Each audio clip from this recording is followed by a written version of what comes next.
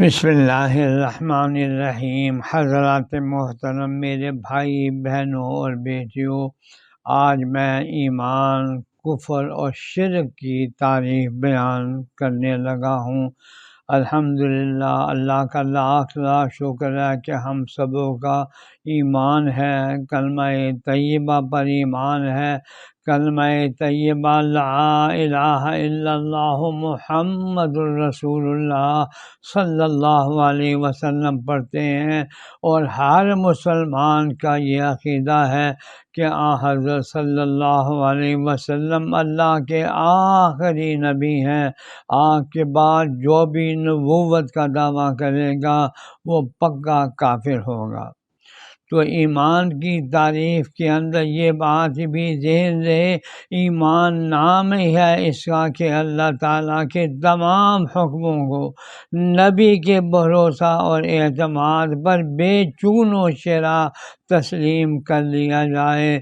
کفر چونکہ ایمان کی ضد ہے، لہذا کفر کی تعریف یہ ہوگی کہ اللہ تعالیٰ کے احکام میں سے کسی ایک حکم کا انکار کرنا یا اس میں شک کرنا جو قطعی اور یقینی طور سے حضرت صلی اللہ علیہ وسلم سے ہم کو پہنچا ہے، اس کا نام کفر ہے۔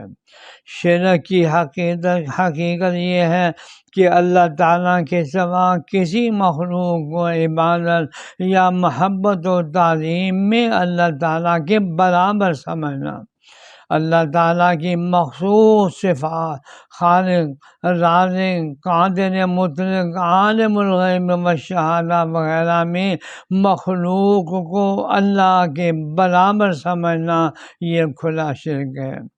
مشرک کے متعلق قرآن حکیم میں صاف حکم ہے کہ بے شک اللہ تعالیٰ اس بات کو سزا دے کر بھی نہ بخشیں گے کہ ان کے ساتھ کسی کو شریک قرار دیا جائے۔ فرمان الہی ہے، ان اللہ لا یغفر ان یشرک بہ ویغفر ما دون ذلک لمن یشاء۔ اللہ تعالیٰ شرک کو کبھی معاف نہیں کریں گے، البتہ اگر وہ مشرک مسلمان ہو جائے تو پھر مشرک ہی نہ رہا، اب وہ سزائے دائمی سے بچ جائے گا۔ یا اللہ ہم سبوں کو ایمان کامل عطا فرما، آمین۔